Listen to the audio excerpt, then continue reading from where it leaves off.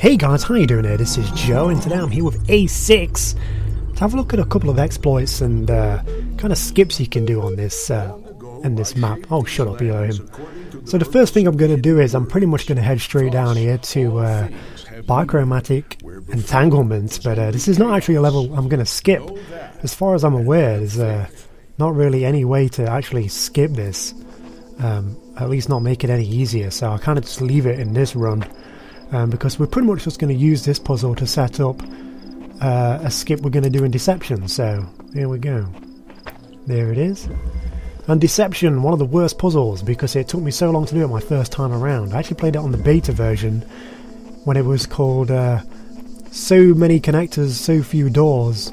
Or was it the other way around? So Few Connectors, So Many Doors. Can't actually remember.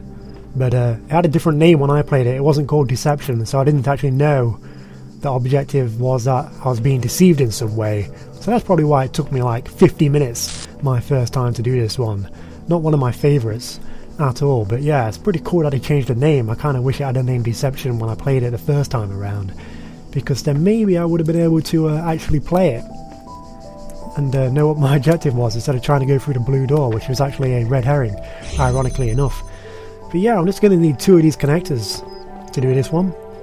And we're just literally going to use one of our favourite techniques that we did for getting the stars in the main game, and maybe skipping a few puzzles as well, but we're going to do it again here. And we're just going to use these 2 connectors, line it up on the blue switch here from the light from Bichromatic Entanglement, and we're just going to get a sigil right here. There it is. Nice. I really like that one. Saves a lot of fucking around, and that's always good when you don't feel like playing it the correct way. But the next one we're going to head up to is a door too far, I believe. And a door too far is actually one of my favourites to skip, just for the simple fact that I actually found this by myself because I didn't like the puzzle, so I was just like, how the fuck can I skip this? This is the method I found. I did it on a live stream the other day when I was streaming the game, and I'm going to show you guys on YouTube now.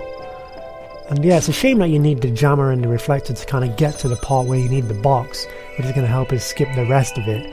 It's probably quicker to actually do this the correct way, unless you've got some awesome skills. But you're just going to jump onto this statue. Now you need to kind of side jump right onto the wall here. That can be pretty difficult.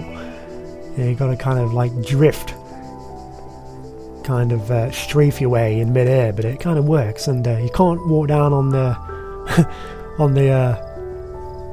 on the door there because it's not actually there because the jammer's jamming it. But now we're just going to use some carefully placed jumps and make our way across. Again, I hate these ones where I have to jump. You know, it feels amazing and rewarding when I get it, but I'm just so bad at jumping in this game. But I feel like I'm getting better, so you know, it's just like the pixel perfect jumps, and these ones aren't too bad. You can kind of just standard jump your way across these, no sprint needed. And land on this one, that's a bit difficult, can be a bit overwhelming. You don't want to land on the railing because you'll just fall off. But yeah, then you just make your way around. Again, this is probably quicker. This is not really for speed, this is just to say that you can do this puzzle by not jamming the door at the end. But it's, like I said, it's pretty sad that you have to use the tools to actually get to that section though. It would be nice if somebody found a different way to do this. But yeah, I'm just going to make my way across all the way to the end. We can actually walk on this door if we want to. There we go. Try and jump on this, and then try and jump across. Oh!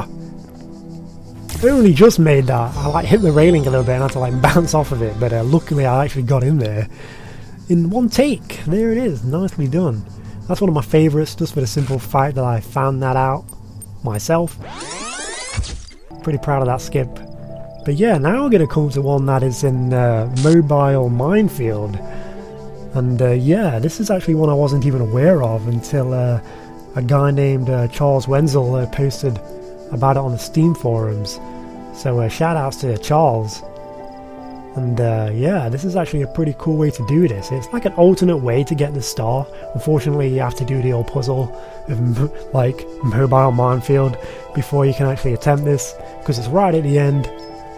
But yeah, you kind of just make your way by jumping over here on these specific kind of rocks and like pedestals. And it's weird, it feels like the devs actually intended this method of getting this star as well as the hidden box method.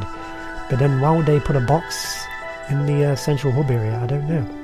But yeah, you can kind of just jump your way up. Land on the side here. And then just follow the path all the way here. And then on the left hand side, that's where the star is. And the hidden terminal, of course. And yeah, if you just jump on there, you can actually see it below. And you can't really do much else. It would be awesome if you could kind of use the wall on the other side to kind of get over into the puzzle we just did. Like a door too far, but it doesn't look like that's possible. But yeah, you can actually drop down and get the star if you didn't fancy doing it that way. It's just like a cool little way you can go, and it's nice to see the glitched out textures. And just like the unintended method. Again, probably not as quick, but pretty cool. A lot better, I think. So again, shout out to Charles for cluing me into this one. I had no idea. So yeah, it's a pretty cool method to get a star there. And I'm all about different ways of doing things, and that is definitely one of them.